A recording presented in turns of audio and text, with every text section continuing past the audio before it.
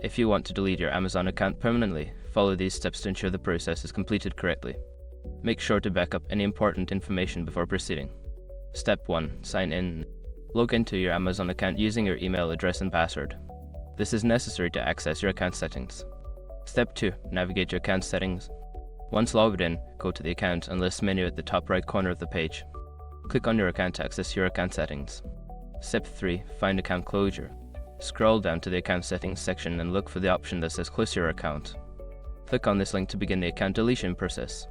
Step 4. Review information. Read the information provided about closing your account. This will include details about what will happen to your orders, subscriptions, and any remaining balance. Make sure you understand the implications of deleting your account. Step 5. Confirm deletion.